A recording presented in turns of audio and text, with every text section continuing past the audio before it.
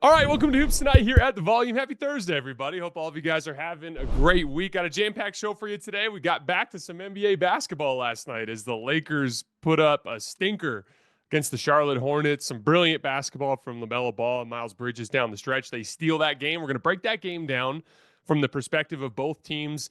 Then at the tail end of the show, I got a little bit about Shai Gilgeous-Alexander and his current MVP case. You guys know the drill. Before we get started, subscribe to the Hoops Tonight YouTube channel so you don't miss any more of our videos. Follow me on Twitter at _JasonLT so you guys don't miss show announcements. Don't forget about our podcast feed wherever you get your podcasts under Hoops Tonight. It's also super helpful if you guys leave a rating and a review on that front. We also have brand new social media feeds on Twitter, Instagram, and Facebook. Make sure you guys follow us there so you can get more content throughout the rest of the season. And last but not least, keep dropping mailbag questions so we can get to them in our Friday mailbags throughout the remainder of the season. All right, let's talk some basketball. So I honestly thought this was a really sloppy game from both teams outside of a few short stretches. Like the Lakers controlled the first 2.5 quarters, but I didn't think they were playing particularly well. Really sloppy, especially on the offensive end. Still a lot of guys feeling each other out. Here's the thing. When you trade Anthony Davis, who's one of the very best defensive players in the history of the sport, for a player who is an MVP level offensive player, and you get poor play on the offensive end from that player, you're going to see some talent discrepancies start to show. And we're going to talk about it later, but there are also some issues that the Lakers are having with their small ball groups and spacing as they kind of try to figure out how to play a different brand of basketball than they've been playing the rest of this season. We'll get to that in a little bit, but just a lot of sloppiness, right? Yet somehow they're in control for the first 2.5 quarters, despite not playing well. And it's because, despite everything I just said, the Hornets were playing even worse. JJ Redick talked after the game about some of the realities of teams he's been on post All-Star break and how they can run into just a little bit of funk because you're just not used to playing. Basketball is very much a rhythm sport. And like he's been on teams where they've come out of the break and they've looked great. And he's been on teams where they've come out of the break and looked terrible. It's kind of just part of the sport, right? So they're playing some sloppy basketball. The Hornets come out in the late third quarter, finally start playing what I thought was the first stretch of good basketball that either team played last night, and they promptly went on a 23-1 run that really changed the dynamic of that game. And Charlotte got going on offense in that stretch. I thought Nurkic was really the catalyst of this portion of the game.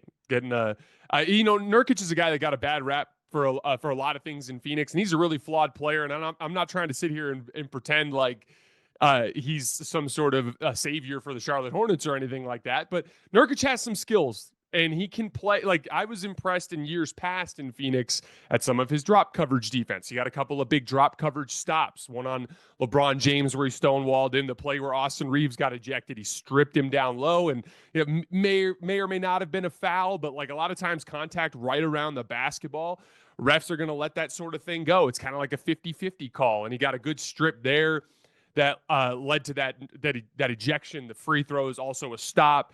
Like I've been, generally keyed in on a couple of things that Nurkic can do well, and he did those things well during this run. He facilitated a back cut to Miles Bridges on like a Spurs cut, which is where the post player has the ball right around the elbow, and the offensive player just cuts off his shoulder, and Nurkic will pivot into his space and drop it over the top. Now all of a sudden, you got dribble penetration. JJ Redick and the Lakers were double teaming Yusuf Nurkic in the post against this centerless Lakers group, which, by the way, Nurkic had 0 points last night. So I would have probably made him score once or twice before I started reacting the way that they did. But he made really nice passes out of the double team, got a wide open three for Miles Bridges on the left wing that he knocked down, got another wide open 3-1 pass away for Seth Curry on the right wing that he knocked down. I thought Nurkic was definitely the catalyst of that run, at least the initial part of the run, as the Hornets took their initial lead. Shout out to Seth Curry, too. He had a couple of huge plays in that stretch, kept 2 possessions alive, too, stripped Jared Vanderbilt after a defensive rebound right underneath the basket. He beat LeBron to a loose ball that generated an extra offensive rebound. They go on this run. They take a 3-point lead going into the early part of the fourth quarter. Then LaMelo comes into the game and immediately hits 2 threes, and suddenly they're up by 9. It was kind of like this fancy screen and rescreen action with Seth Curry where LaMelo Ball screens down for Seth Curry, who comes off the screen and then immediately turns around and screens for LaMelo again. It's just designed to confuse switching, and Gabe Vincent and Dalton Connect were the two players involved, and Gabe was kind of waiting for whoever went in towards the paint, and Dalton should have been waiting for whoever came out, but Dalton wasn't paying attention. LaMelo just flashed to the top, caught the ball, knocked down a three-point shot. And then the other three he hit was just simple drop coverage shot. Alex Len's on the floor. He's sitting back in a drop, just get that ball screen, gets a little bit of separation at the top of the key, knocks it down. Suddenly the Lakers are down by 9. That was how quickly things turned around. That whole run, that whole 23-1 run took place in just a little bit over 5 minutes of game time. So that was like the first stretch of real serious basketball that either team played, leads to an avalanche. Suddenly we got ourselves kind of like a Lakers back against the wall type of fourth quarter. And then we get this just completely absurd run from LeBron, who I think was really the only Laker who played well last night. Just an absolute freight train to the rim. A driving, spinning floater against Seth Curry, a driving layup against Tajane Salon, and a driving layup through LaMelo Ball in transition. Then a post-up double of Luka. LeBron drives the closeout instead of taking a three and throws down what I think was the dunk of the year against Mark Williams. Just completely absurd. It actually reminded me of the dunk that he had back in 2018 against Nurkic. Different dunk, because on that dunk, LeBron was going down the left lane line and kind of dunked off to his right side, whereas this one he's dunking over his body to the left. But it reminded me in the sense that he kind of went around the center and then just extended. Like, LeBron has a very underrated wingspan. He just kind of extended over the top and finished. Just a completely ridiculous dunk. If there's any sort of like encouragement or optimism that you want to take from the early returns of the Luka Doncic experience with the Lakers, it's that LeBron looks absolutely fantastic. And if LeBron's going to play at this level and you eventually get MVP level Luka into this mix, it's just a lot of top end talent for teams to contend with. But he follows right up after the dunk on Mark Williams with a three against Mark Williams on a switch. He had another nice play later in the game in clutch time where he drove Mark Williams on a switch and got a foul, hit the three that gave them a shot late in the game, although he ended up missing the shot that could have tied the game. But just an unbelievable run from LeBron James kind of reinstigates some control for the Lakers as it turns into a clutch battle. But then down the stretch, Miles Bridges and LaMelo Ball, they just outdueled LeBron and Luka. In large part because the Lakers, again, not getting anything from Luka on the offensive end of the floor, at least by Luka's standards. Like, Luka had a bunch of really nice plays in pick and roll and out of the post where he generated advantages. You know, that's the thing with players of his talent level. Like, we all think he played like garbage, and here's the thing. He did by his standards, but, like, he still did a lot. They still won his minutes, but there's a certain level of pop that you're going to get from Luka offensively that you just haven't seen yet in a Lakers jersey. A simple way to put it is their offensive rating right now as a unit in 3 games is like 111 and change. Like, that's obviously just a tiny fraction of the type of offensive impact that you should get from that group in the big picture. But on the other end of the floor, LaMelo was picking on Luka and switches, something that we need to get used to seeing as we watch the Lakers. That's definitely going to be a huge part of the way teams attack. And the Lakers were just struggling on the back end to handle that. He got downhill and drew a foul against Jackson Hayes, another one where he dropped it off to Mark Williams for an easy 2 under the rim. Miles Bridges hit a bunch of big shots in this stretch.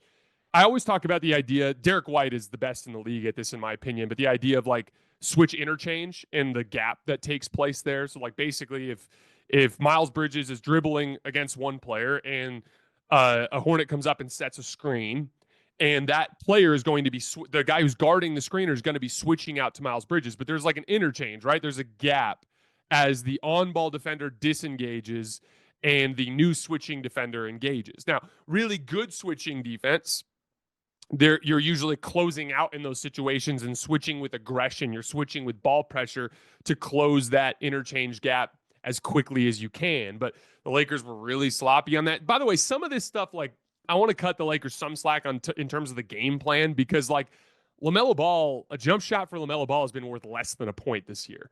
A jump shot for Miles Bridges has been worth less than a point this year. So, like, some of this is like I can imagine the game plan was close out a bit shorter on some of these types of shots, but it doesn't matter in the moment when LaMelo is hitting and has been hitting all night. And Miles Bridges is hitting and has been hitting all night. Like, you kind of have to make that adjustment. And there were 3 times in the second half where Miles Bridges hit threes against those switch interchanges, particularly Jared Vanderbilt and Jackson Hayes on those switches were slow to get out to the perimeter and knock those shots down. Those were all huge shots for Miles Bridges that really kind of helped Charlotte maintain control of the game. And then the two biggest plays of the game. So again, LeBron draws a foul against Mark Williams, and then Luka gets an offensive rebound putback. Suddenly the Lakers are up by one in the final minute just because of a couple of plays made by LeBron and Luka. But the Lakers just couldn't contain LaMelo. 2 times in a row, he generates a bucket. The first one gets Luka on a switch.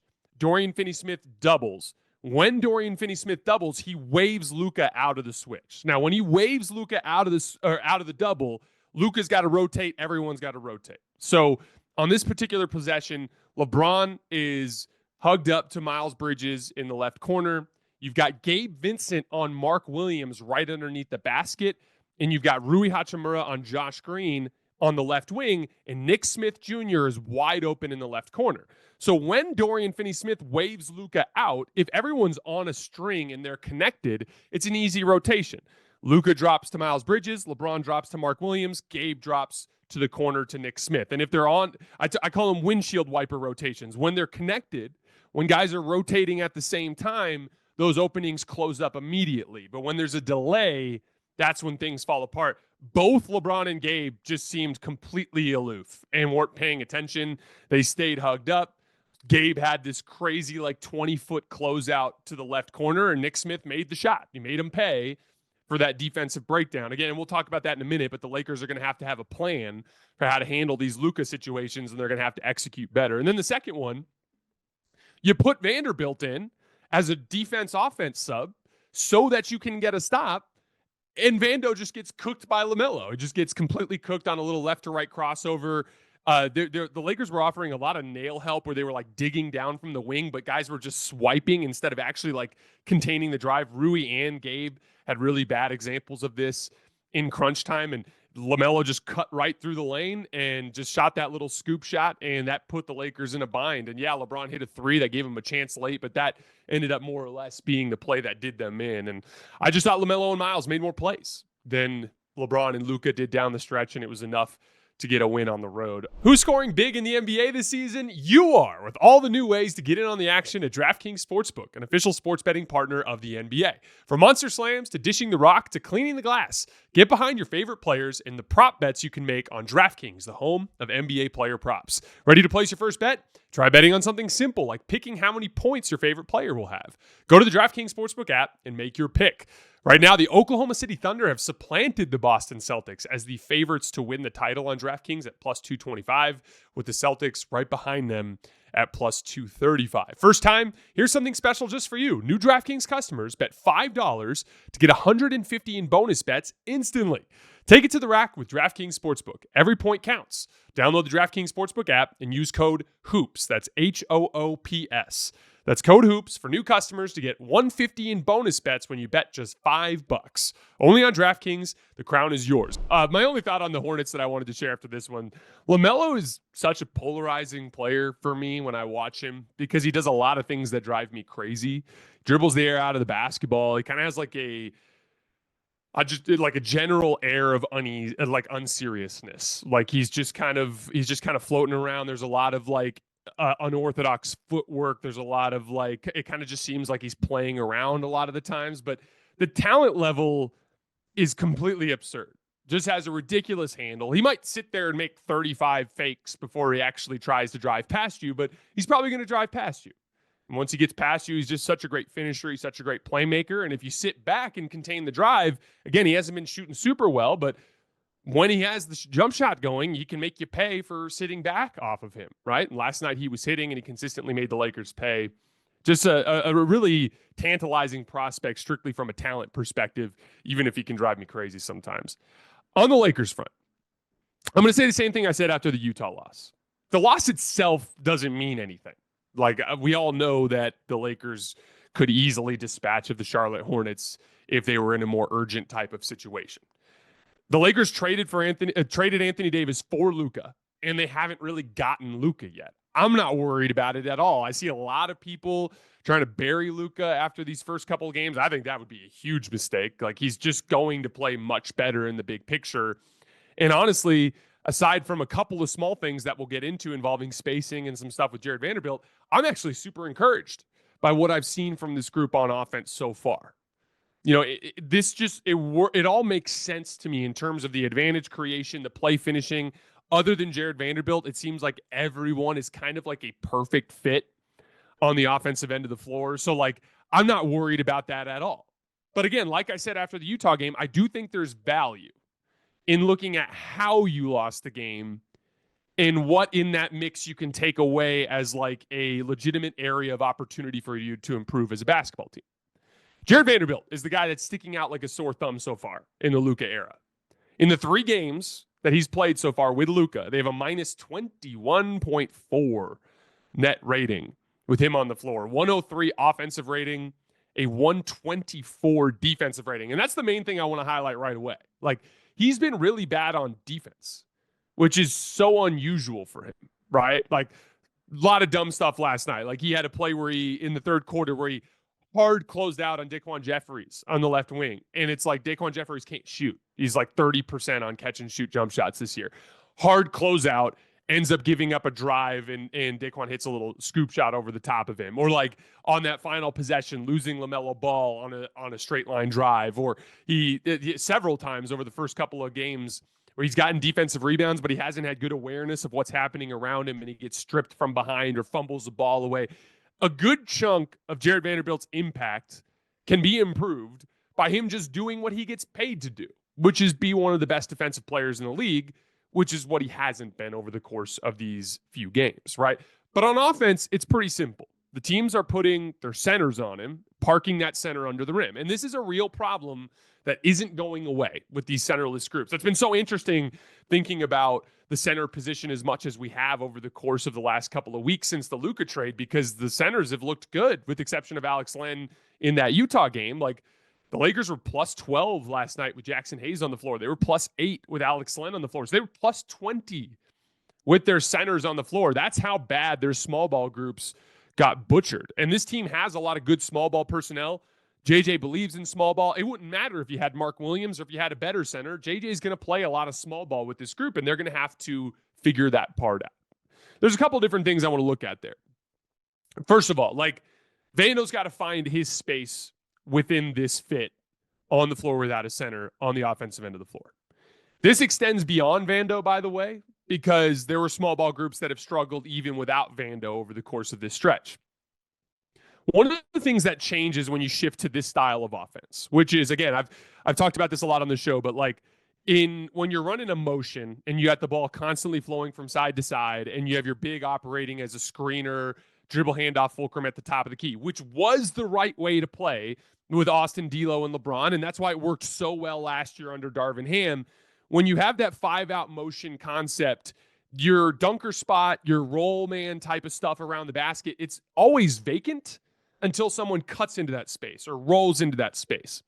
Once you start playing more like this style, where it's like a lot more of like LeBron, Luka, spread the floor, ball screens, post-ups, where it's more brute force, it becomes easier to space the floor in more of a 4-out, 1-in context. Meaning, like, if LeBron's going to be attacking a matchup, like a one-on-one matchup on the left wing, if everyone's standing around the three-point line, the gaps get pretty shrunken, right? And then suddenly people are helping in driving lanes, and it gets pretty difficult to play.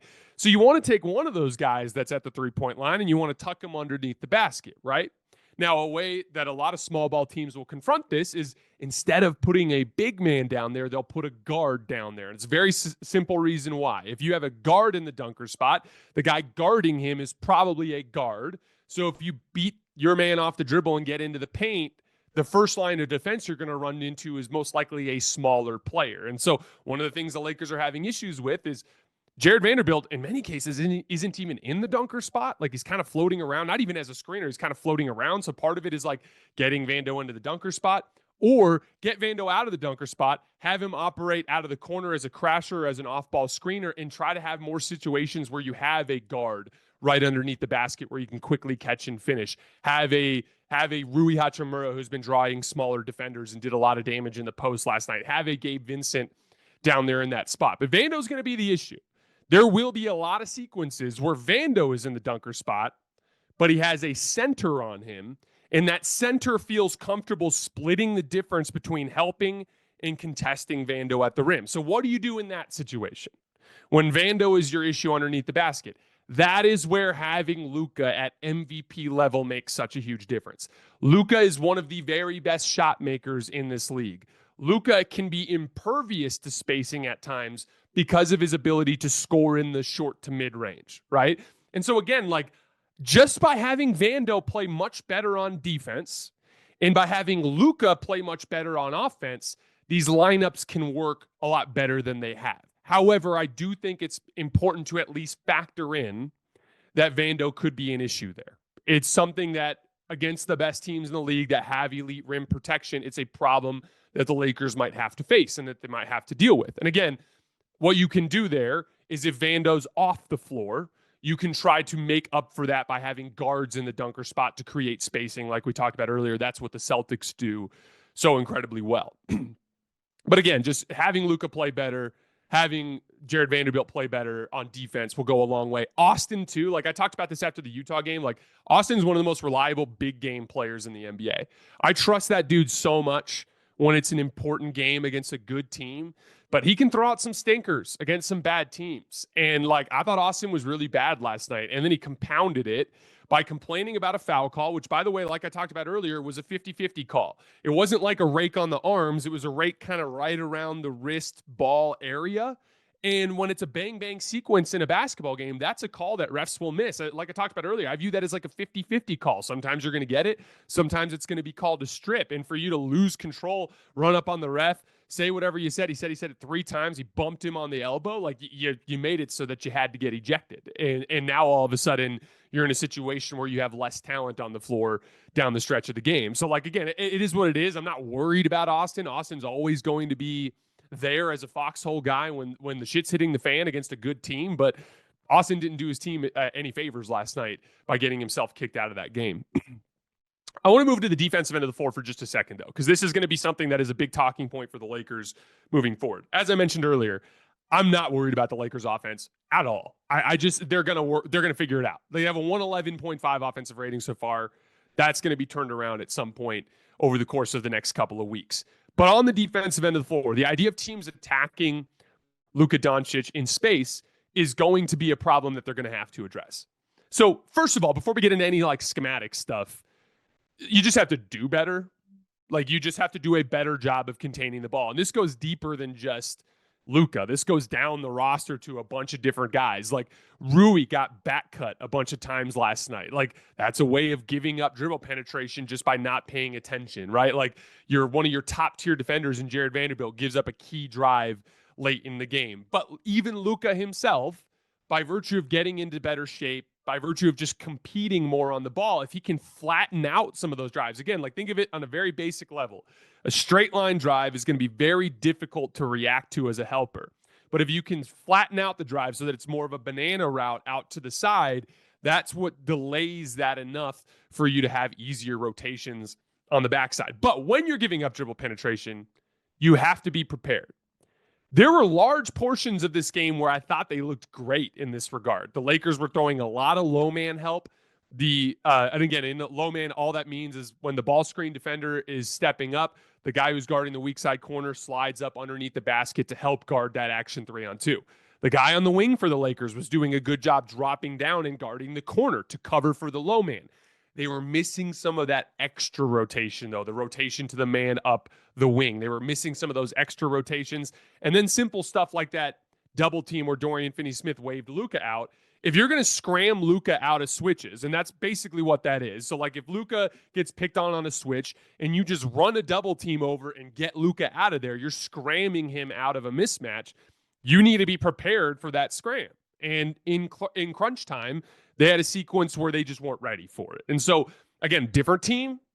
You're not used to having a guy like Luka on the floor that you have to cover for, but now you do. So you just got to figure out the back end of that. And so that's the thing. Like when we talk about the Lakers, they're not going to be some world-beating top 5 defense. It's just they don't have the personnel for it. Even before this, when they were defending extremely well, like a lot of it was playing really hard in the month of January and February, right? So like I want to be clear, like I never thought this team was elite, but they should be better defensively than they have been. And again, that's all they have to do. They have so much margin for error on the offensive end of the floor. They just need to get to the point where they get enough stops, where they get enough defensive rebounds to allow their offense to push them over the top. And a lot of that will come down to everyone competing better on the ball, getting actual high-level defensive impact out of your high-level defensive players, and having a plan for Luka.